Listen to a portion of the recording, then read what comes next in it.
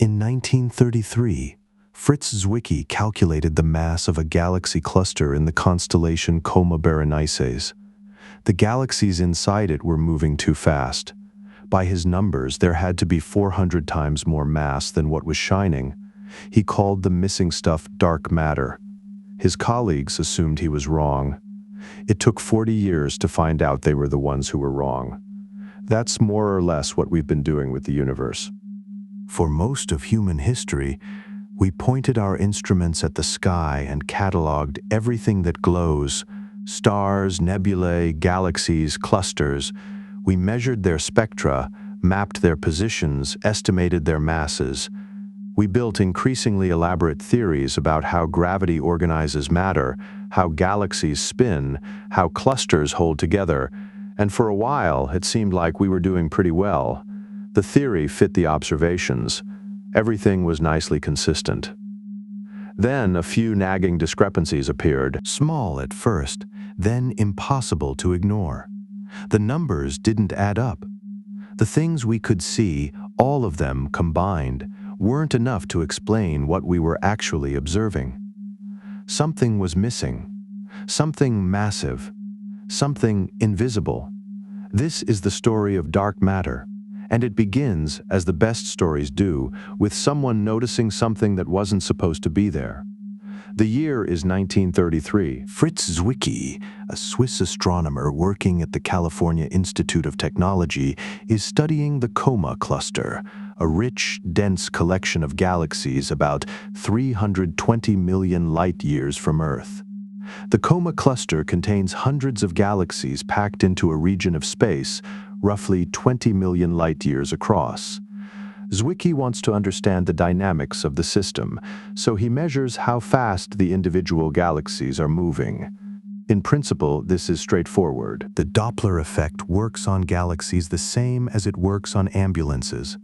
A galaxy moving away from us has its light stretched toward the red end of the spectrum. A galaxy moving toward us has its light compressed toward the blue. Measure the shift. Calculate the velocity. Simple. So Zwicky measures the velocity dispersion, the spread of velocities among the galaxies in the Coma cluster. Then he does some physics. There's a theorem in mechanics called the virial theorem that connects the kinetic energy of the galaxies in a bound system to the gravitational potential energy holding the system together. If the cluster is stable, not collapsing, not flying apart, then these two quantities are related in a predictable way.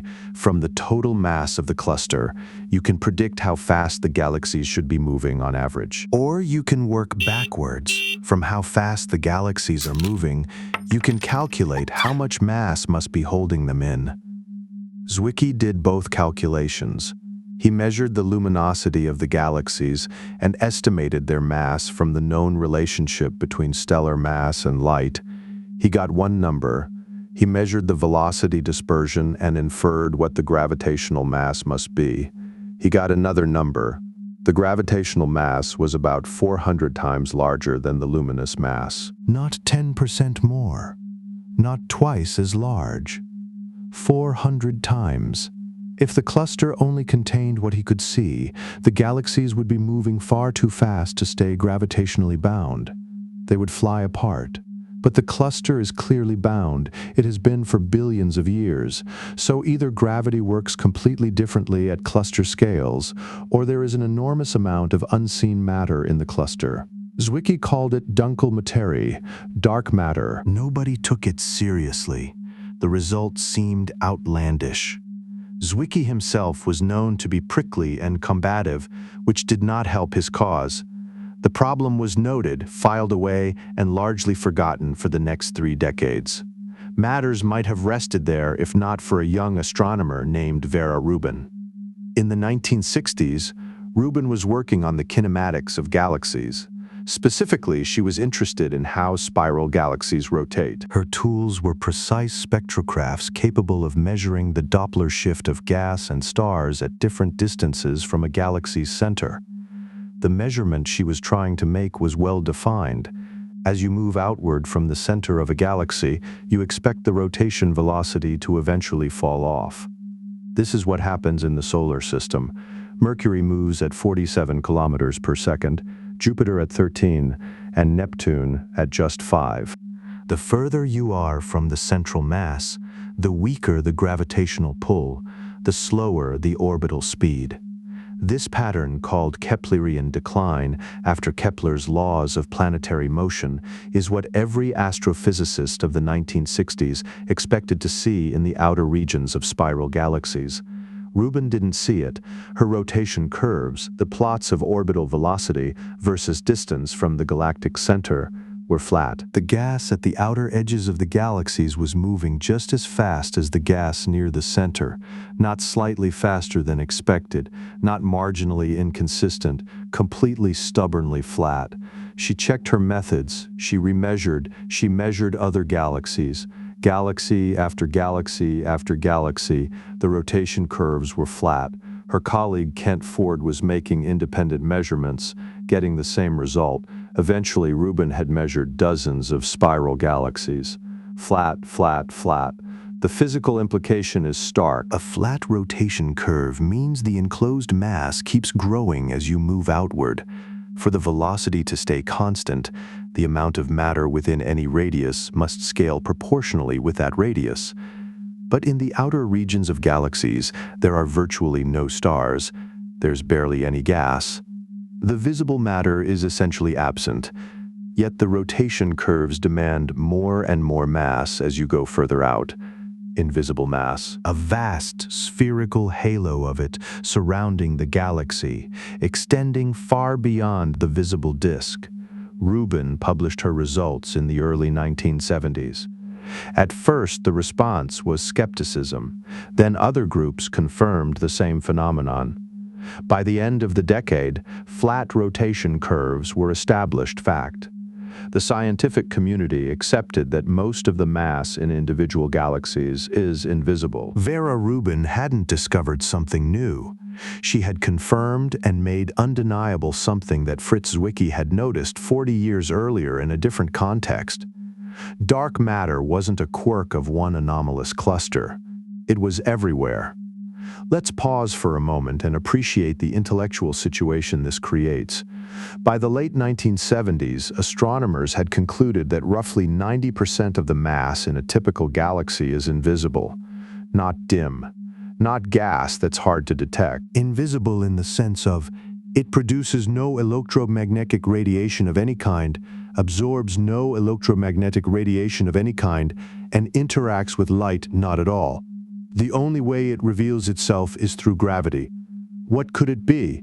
The first instinct of sensible people is to look for mundane explanations. Maybe the missing mass is ordinary matter we just haven't found yet. Cold gas, dead stars, black holes, rogue planets, stuff made of protons and neutrons.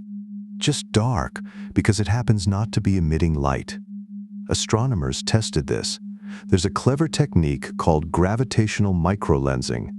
If a compact, massive dark object passes between us and a distant star, the object's gravity bends and focuses the star's light, briefly making it appear brighter.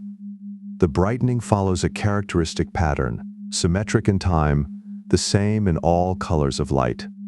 By monitoring millions of stars in a nearby galaxy like the Magellanic Cloud, you can search for these events and count how many compact dark objects are out there. Surveys ran through the 1990s, patiently watching stars night after night.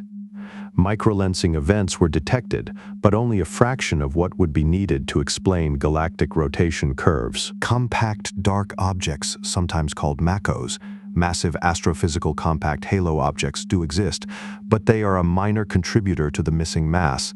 They cannot be the answer. But there is a deeper, more fundamental reason why the dark matter cannot be ordinary matter. It comes from the early universe. In the first few minutes after the Big Bang, the universe was hot enough for nuclear reactions. Protons and neutrons were fusing into the first light nuclei, mostly hydrogen, with about a quarter by mass of helium-4, trace amounts of helium-3, deuterium, and a tiny sprinkling of lithium. This process is called Big Bang nucleosynthesis. It ran for roughly 3 minutes, then the universe cooled below the threshold for fusion and stopped. The ratios of these light elements that survived, how much deuterium per hydrogen, how much helium-3, the helium-4 fraction, depend exquisitely on the density of ordinary matter during those first 3 minutes. The more protons and neutrons there are, the more completely they can fuse, and the less leftover deuterium there is. This gives us a very precise measurement. Look at the oldest, least processed gas in the universe. In distant gas clouds, in the early universe, measure the deuterium to hydrogen ratio, and you can calculate how much ordinary matter exists. The answer is unambiguous. Ordinary matter, everything made of protons and neutrons, the entire periodic table, makes up about 5% of the total cosmic energy budget. No more.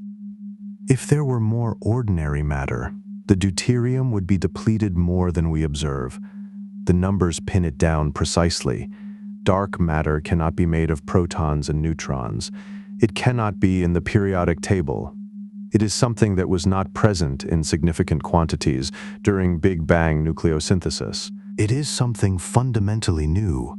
To understand what dark matter actually does for the universe, why it is not merely an interesting anomaly but the central ingredient in cosmic history, you have to think about structure.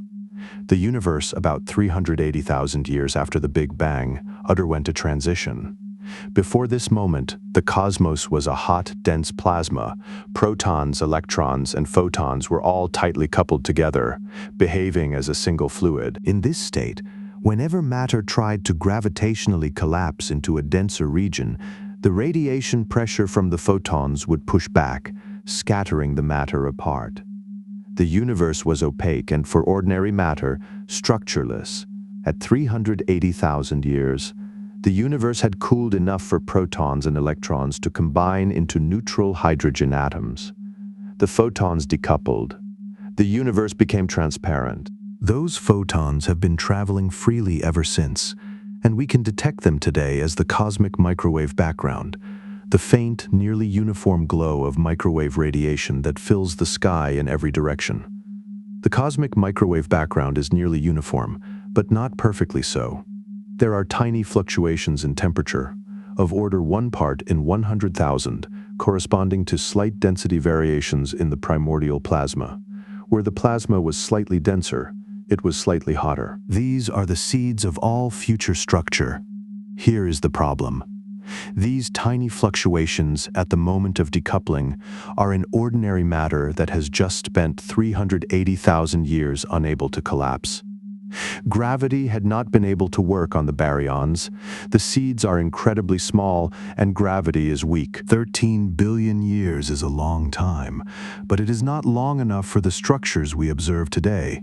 Galaxy clusters, the cosmic web, to have grown from seeds this tiny, using only the gravity of ordinary matter, unless there was already significant structure in place at the moment of decoupling. Unless dark matter, which doesn't interact with light, had been collapsing and clustering for the entire 380,000 years when ordinary matter couldn't. Unless the dark matter halos were already waiting, already substantial, by the time the ordinary matter was freed. The acoustic oscillations in the cosmic microwave background encode the proof of this scenario. The spectrum of temperature fluctuations, the relative prominence of fluctuations at different angular scales, tells us precisely how much ordinary matter and dark matter were present in the early universe, and in what ratio. The measurements from satellites like WMAP and Planck have measured these fluctuations to extraordinary precision. The answer is consistent with everything else. Roughly 5% ordinary matter, 27% dark matter. The pattern of fluctuations we observe in the sky today makes no sense without dark matter having been present in the early universe. The cosmic microwave background is, in a sense, a photograph of the universe 380,000 years after the Big Bang, and it has dark matter written into it as clearly as a fingerprint. There is one more piece of evidence that deserves special attention because it is, in many ways, the most visually compelling. It is called the bullet cluster. The bullet cluster is actually a pair of galaxy clusters, two enormous concentrations of galaxies, gas and dark matter that collided and passed through each other about 150 million years ago. We are seeing the aftermath of that collision today. When two galaxy clusters collide, three things interact: the galaxies themselves, the hot intergalactic gas, and whatever dark matter is present. The galaxies, despite appearing densely packed, are mostly empty space. When two clusters pass through each other, the individual galaxies almost never collide directly. They sail past one another like ships in the night. After the collision, the galaxies of each cluster are still moving forward with their original momentum, only slightly deflected. The hot gas is a different story. Gas is a fluid, and fluids interact. The gas from the two clusters crashes together, slows down, and piles up between the two galaxy concentrations. The collision heats this gas to hundreds of millions of degrees, and it glows brilliantly in X-rays. In an X-ray image of the bullet cluster, you see a dramatic shock wave, the bullet, where the gas is compressed and heated. Now look at where the mass is, using gravitational lensing. Background galaxies are distorted by gravity, and by mapping how distorted they appear in different directions, you can reconstruct a map of the total mass in the cluster, visible or invisible. The mass map shows two large concentrations, one associated with each cluster's galaxies.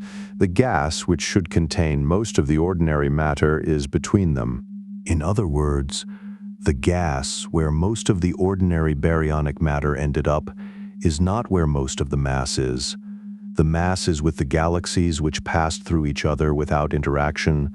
The mass tracks the galaxies because the dark matter, which like the galaxies experiences only gravity, also passed through without interacting with the gas from the other cluster. The dark matter of each cluster kept going, following the galaxies. This is a direct, spatial separation of visible matter and dark matter in a single observation. If dark matter didn't exist, if the missing mass were somehow associated with the gas, or if gravity needed to be modified, the mass map would look different. Instead, it looks exactly as it should if dark matter is a weakly interacting particle that passes through ordinary matter like a ghost. The bullet cluster is as close to a direct image of dark matter as astronomy has produced. Not an image of the particles themselves, but an image of their gravitational footprint, spatially separated from the ordinary matter. So we know dark matter exists. We know roughly how much of it there is. We know it must be a new type of particle, not in the standard model, not in the periodic table, probably produced in the hot early universe and stable ever since.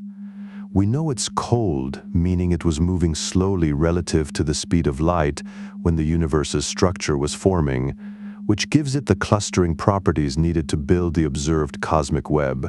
We do not know what particle it is. This is not a failure. This is the frontier. And the frontier is populated with serious theoretical ideas, ambitious experiments, and the permanent possibility that the next result will be the breakthrough. The candidate that dominated theoretical thinking for decades is the WIMP, the weakly interacting massive particle. The name describes its key properties.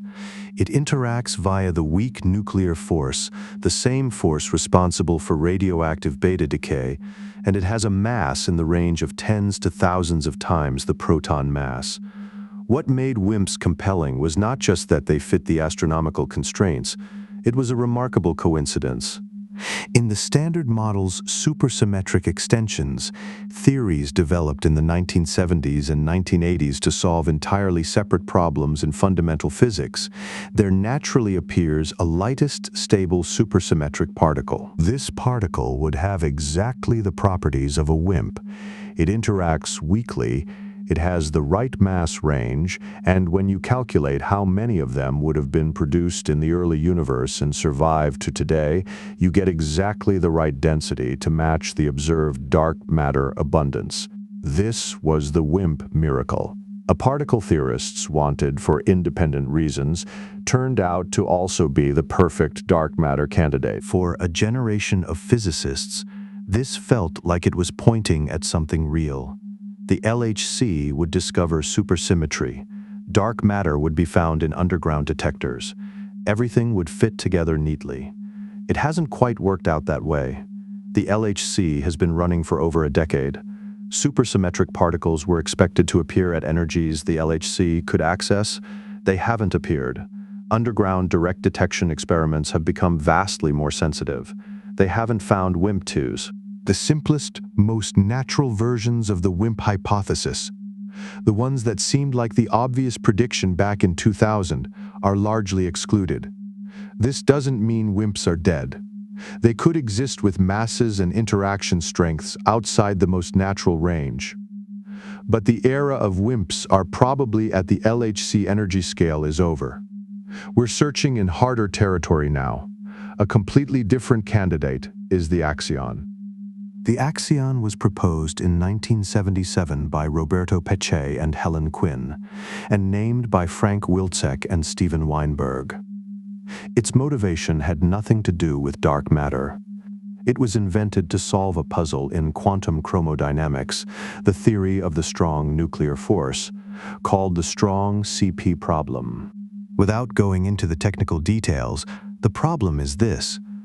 The equations of QCD allow for a certain type of symmetry violation that, if present, would give neutrons a measurable electric dipole moment. We've measured neutron dipole moments to extraordinary precision. They're consistent with 0 to 1 part in a billion. The strong CP problem is, why is this particular parameter in the QCD equations so small when there's no obvious reason for it to be? Peccei and Quinn's solution introduces a new symmetry and a new field. When that symmetry is broken, a new particle appears, the axion. Wilczek and Weinberg independently pointed out this consequence. The axion would be extraordinarily light, perhaps 1 billion times lighter than an electron, and would interact with ordinary matter even more feebly than a neutrino. Nobody immediately connected this to dark matter. Then, in the early 1980s, 3 groups independently realized if axions were produced in the early universe, they wouldn't have the thermal properties that make neutrinos bad dark matter candidates. They would be cold, effectively stationary, despite their tiny mass, because of the quantum mechanical way they'd be produced. And they'd be produced in the right abundance. The axion, invented for completely separate reasons, was also a dark matter candidate. The axion is fiendishly hard to detect. It interacts with the electromagnetic field, but only very weakly. It can convert to a photon in the presence of a strong magnetic field, and this conversion can in principle be detected. The technique uses a high-Q microwave resonant cavity inside a strong magnetic field. When the axion mass matches the cavity's resonant frequency, conversion is enhanced.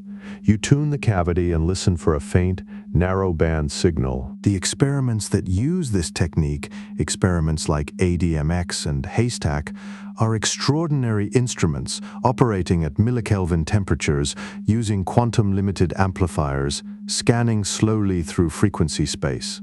They've been running for decades. They've reached the sensitivity needed to detect certain axion models.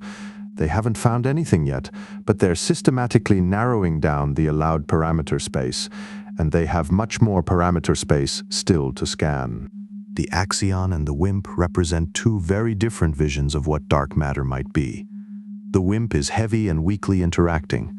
The axion is ultralight and almost completely decoupled from ordinary matter. One is a massive particle.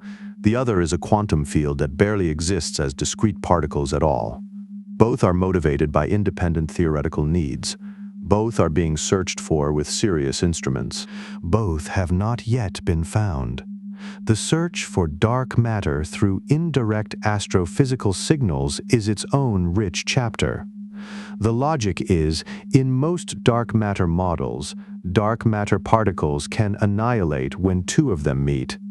2 dark matter particles become energy, which gets converted into standard model particles, gamma rays, electron-positron pairs, neutrinos, antiprotons. The rate of annihilation depends on the density of dark matter squared. The densest dark matter concentrations in the universe, the center of the Milky Way, the cores of nearby dwarf galaxies, are the most likely places to see this. The primary tool for this search is the Fermi Gamma Ray Space Telescope. Since its launch, Fermi has been scanning the sky continuously, building a precise map of gamma ray sources. The search for dark matter annihilation focuses on looking for an excess of gamma rays, more than can be explained by known astrophysical sources, particularly at energies corresponding to the mass of the dark matter particle. If dark matter annihilates to gamma rays, you'd expect a sharp line at the dark matter particle's rest mass energy, since both photons would carry exactly that energy. No clear signal has been found. There have been hints, an excess near the galactic center that briefly generated enormous excitement, papers proliferating at the rate of one per day for a period, but when examined carefully, the excess can be plausibly explained by a dense population of millisecond pulsars near the galactic center. Hints are not detections. The search continues. Dwarf galaxies are actually better targets than the galactic center in some ways because they're cleaner environments, less gamma ray background from ordinary astrophysical sources, and the dark matter content relative to stars is very high, sometimes a ratio of 1,000 to 1. Several dozen dwarf galaxies have been analyzed by Fermi. Upper limits on dark matter annihilation have been set. Some of the simplest WIMP models have been ruled out by these limits. But no signal. There is also a search for dark matter via positron excess in cosmic rays. The Pamela experiment, a cosmic ray detector on a Russian satellite, reported in 2008 a surprising excess of positrons at high energies, above what standard astrophysical models predicted. For a while, this looked like it could be dark matter annihilation producing electron-positron pairs. The excitement didn't last. Subsequent analysis, combined with observations from the AMS-02 experiment on the International Space Station, a much larger and more precise cosmic ray detector, showed that the excess is real but most likely explained by positrons produced in the magnetospheres of pulsars. Not the clean annihilation signal that dark matter would produce. Pulsars are spectacular environments for particle acceleration, perfectly capable of generating the observed excess. The ground-based gamma-ray observatories contribute to this search in a different way. They can't detect gamma rays directly. The atmosphere blocks them, but when a very energetic gamma ray enters the atmosphere, it initiates a cascade of secondary particles that, as they travel through the air at speeds faster than light travels through air, emit a faint blue flash of Cherenkov radiation. An array of large optical telescopes on a mountain, pointing at the night sky at a slight angle from vertical, can detect these nanosecond flashes and reconstruct the energy and direction of the original gamma ray with remarkable precision. The current generation of these instruments, experiments like MAGIC, HESS, and VERITAS, can detect gamma rays above 50 GeV from specific celestial targets. The next generation, the Cherenkov telescope array, will be an order of magnitude more sensitive. It will conduct the most thorough search for high-energy dark matter annihilation signals yet attempted. Meanwhile, direct detection experiments continue to dig deeper. The principle is straightforward, even if the execution is brutal. Dark matter particles are hypothesized to be flowing through us right now, carried along with the Milky Way's dark matter halo at roughly 200 to 300 kilometers per second relative to Earth. They pass through the planet, through buildings, through us, through almost everything without interacting. But almost is the operative word. Occasionally, with very small probability, a dark matter particle might elastically scatter off an atomic nucleus. The nucleus would recoil. In a suitable detector, that recoil could be detected. The challenge is background, radioactive decay of trace impurities in the detector, cosmic ray muons, natural radioactivity in the surrounding rock. All of these produce nuclear recoils that look identical to what a dark matter particle would produce. The solution is to go deep underground, use ultra-pure materials, and surround the detector with enough shielding to eliminate every background source you can identify. The current state-of-the-art detectors use liquid xenon. Xenon is a noble gas that becomes an excellent radiation detector when liquefied. When a particle interacts with xenon, it produces both a flash of scintillation light and a pulse of ionization charge. The ratio of these two signals distinguishes nuclear recoils, what dark matter would cause, from electron recoils, what most backgrounds cause.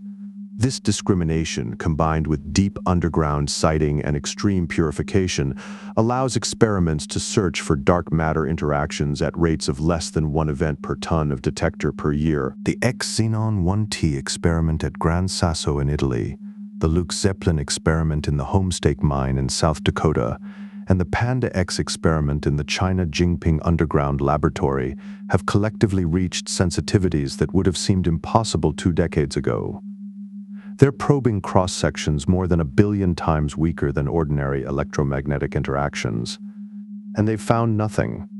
Each generation of experiment improves by factors of 10 in sensitivity. Nothing. This situation, increasingly powerful searches, increasingly strong upper limits, no signal is scientifically meaningful. It rules out large portions of the theoretically favored parameter space. It tells us that if dark matter particles interact with ordinary matter via some force similar to the weak nuclear force, the interaction must be very weak indeed. The simplest WIMP scenarios are in serious trouble. There is one claimed signal in direct detection. An experiment called Dama Libra, using sodium iodide scintillation crystals at Gran Sasso, has been reporting a positive result for over 20 years. Their signal is not a rate of events, but a modulation. The event rate varies with a period of exactly 1 year, peaking in June and dipping in December. The expected explanation, as the Earth orbits the Sun, it moves through the dark matter halo at different speeds in different seasons. In June, the Earth's orbital velocity adds to the Sun's velocity relative to the dark matter halo, giving a higher relative speed. The detector hits more dark matter. In December, they subtract. The expected amplitude and phase of this modulation matches what Dama Libra reports. The problem, Xenon 1T, Lux, Panda X, and other experiments have reached sensitivities well beyond the range where Dama Libra's signal would be visible, and they see nothing. If Dama Libra is detecting dark matter, all the other experiments should be detecting it too. They're not. Various exotic explanations have been proposed. Perhaps Dama Libra's sodium iodide detects dark matter in a way that xenon can't. Perhaps the dark matter scatters preferentially off lighter nuclei. Each such proposal requires additional assumptions that introduce their own tensions with other constraints. The community is largely skeptical. But the Dama Libra signal persists.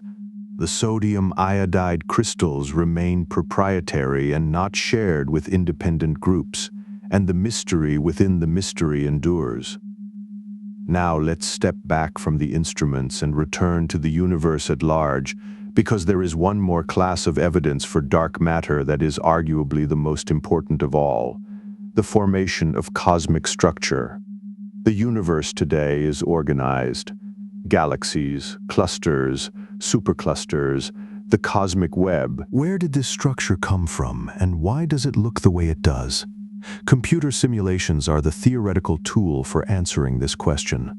Modern simulations, with names like Illustris, Eagle, and Millennium, begin with the tiny temperature fluctuations in the cosmic microwave background as their initial conditions. They then simulate the gravitational evolution of billions of dark matter particles, plus the hydrodynamics of gas, plus star formation, supernova feedback, black hole growth, and energy output, all simultaneously over 13 billion years of cosmic time. The results are remarkable.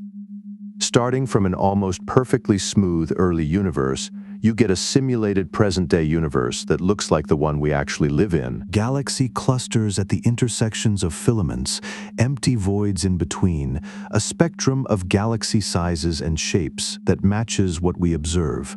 Relationships between galaxy mass and black hole mass that match observations, the right number of galaxies of the right sizes at the right redshifts. None of this would work without dark matter. You can run the simulation with only ordinary matter. The result is a featureless, structureless universe. Not enough structure, not at the right scales, not at the right times. The dark matter halos that form first, the seeds of the cosmic web, are what organize everything else. Without them, structure cannot grow fast enough to produce what we observe. One of the most persuasive tests involves the comparison between simulated and observed galaxy properties over cosmic time. We can observe the distant universe, looking back in time because of the finite speed of light, and see galaxies as they were billions of years ago. Young galaxies are clumpy, irregular, actively forming stars, merging with each other. Older galaxies settle into smooth ellipticals or ordered spirals. This evolution from chaotic formation to settled maturity is reproduced in the simulations. It was not put in by hand. It emerged from the physics. A specific challenge that seemed for a while to threaten the dark matter paradigm is called the missing satellites problem. When you simulate the formation of something like our local group, the Milky Way and the Andromeda Galaxy and their surroundings, the dark matter naturally produces hundreds of small subhalos, orbiting the two main galaxies. These subhalos should each be associated with a small galaxy. But when you look at the real local group, you find only a few dozen satellite galaxies. The simulations predicted hundreds. Observations found a few dozen. This was a genuine crisis for a while, but the resolution turns out to be physically sensible. The smallest dark matter subhalos lack the mass to accumulate enough gas to form many stars. They can initiate some star formation, but the first supernova explosions blow the remaining gas back out. Ionizing radiation from the epoch of reionization, when the first stars lit the universe, photo-evaporated the gas from the smallest halos entirely, leaving dark matter structures with essentially no stellar content. When the simulations include all of this physics properly, the number of visible satellite galaxies drops to match what we observe. The dark matter subhalos are still there, invisible, inert, gravitationally influencing the visible structure, but not glowing. We can't see them directly, but we don't expect to. One of the less discussed but physically important properties of dark matter concerns how it does and doesn't behave when it gravitates. Ordinary matter is rich in interactions. Gas clouds radiate energy as they compress. The energy loss allows them to collapse more. As they collapse more, they heat up, radiate more, cool more, collapse more. This is the runaway process that leads to star formation. There is a whole chain of physics, cooling, fragmentation, angular momentum transport through viscosity, magnetic fields, feedback from radiation and supernovae that allows ordinary matter to form compact, dense, luminous objects.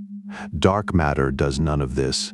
A dark matter particle moves through the universe under the influence of gravity and nothing else.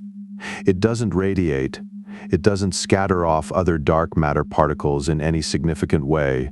It can't lose angular momentum through electromagnetic processes. If a dark matter cloud is rotating, it stays rotating. It cannot shed that angular momentum, so it cannot collapse to a compact core the way a gas cloud can.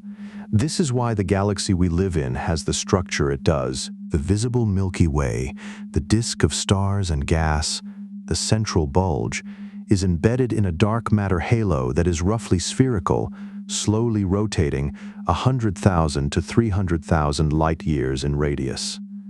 The visible disk is much smaller, much thinner, much denser than the halo that surrounds it.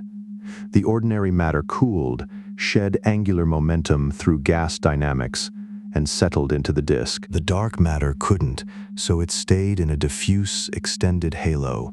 Every galaxy is an iceberg in this sense.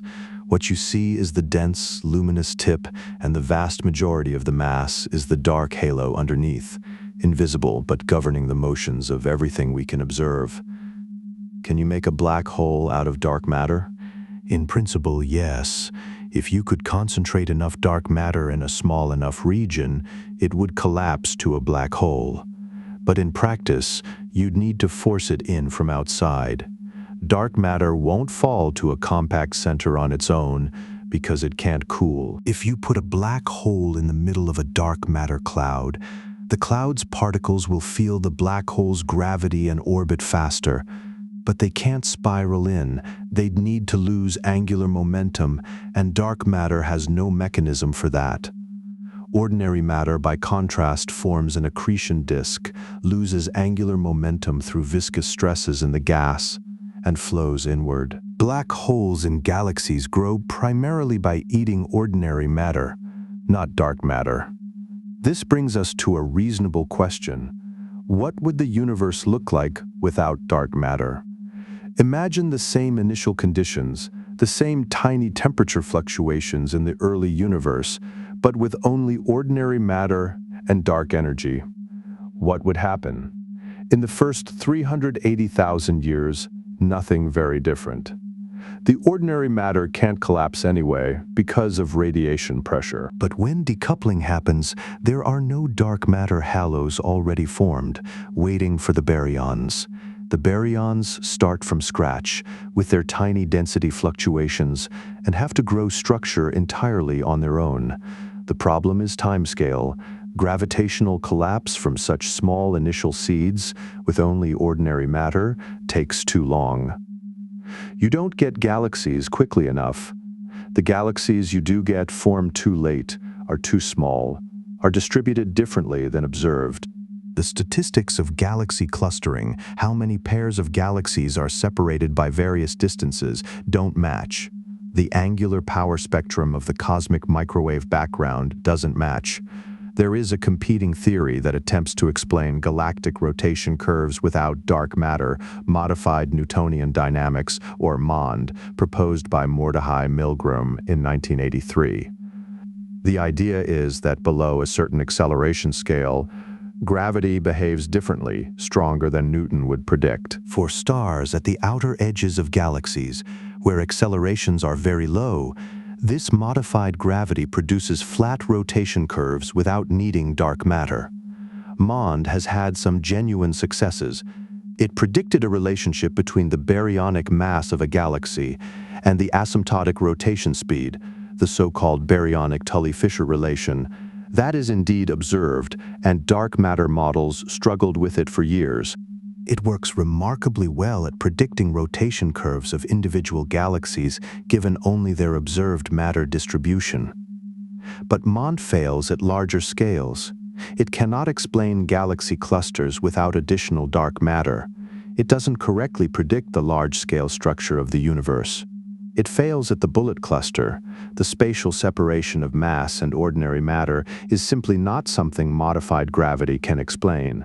It doesn't match the cosmic microwave background observations. Relativistic extensions of MOND have been attempted, with limited success. The honest summary is, MOND is a useful empirical description of something, perhaps a relationship between dark matter density and ordinary matter that hasn't been fully understood, but it is not a successful theory of cosmology. It explains some things dark matter models struggle with and fails at the things dark matter models succeed at. No unified framework exists that works at all scales. We have now traveled from Fritz Zwicky's anomalous galaxy cluster to the frontiers of detector technology and theoretical physics. Let's take stock of what we actually know. Dark matter exists. The case is built from dozens of independent lines of evidence.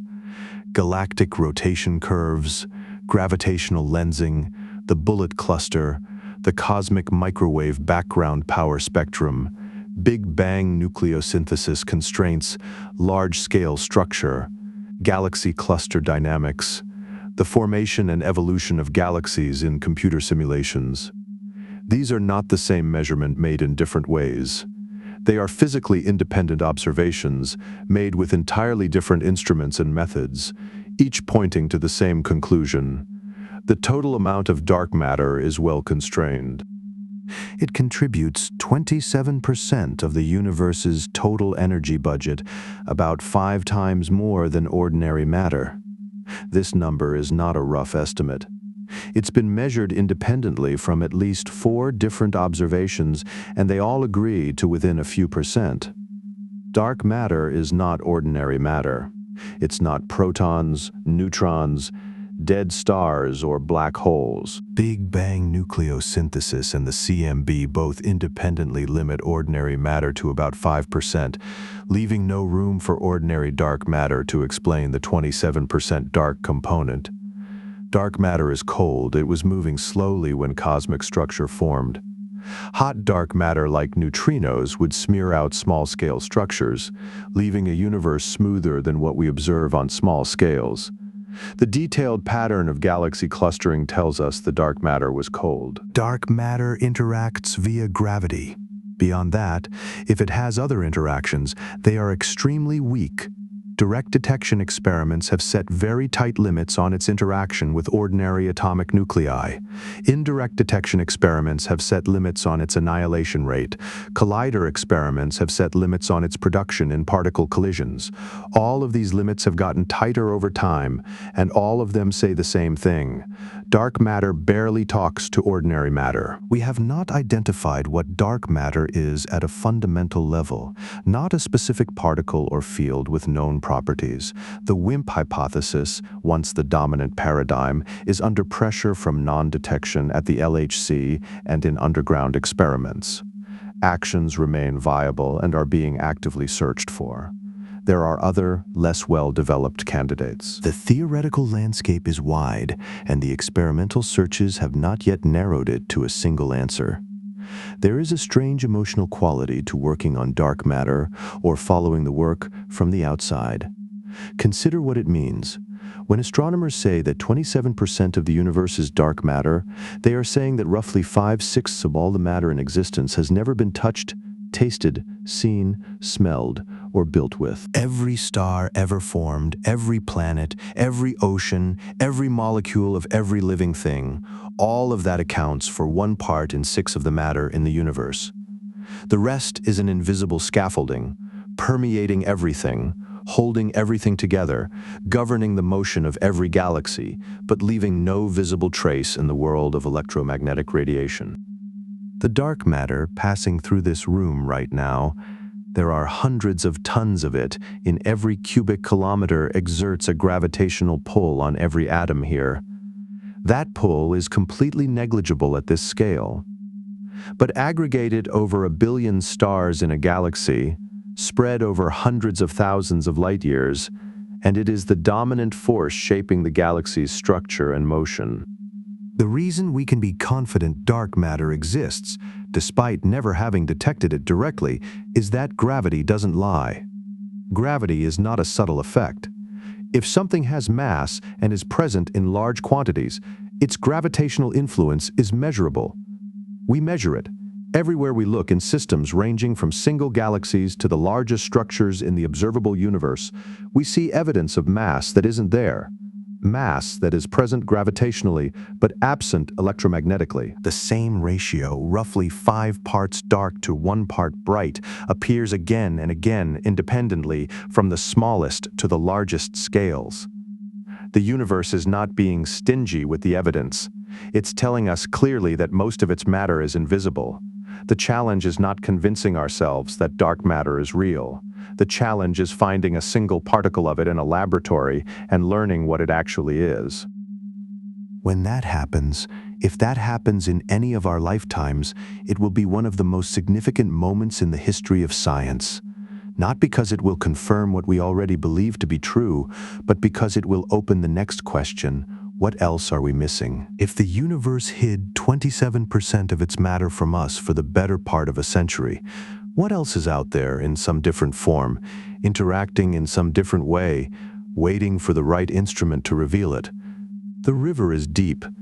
We have learned to read the currents we can feel but not see, but we still don't know exactly what's swimming in the dark water below.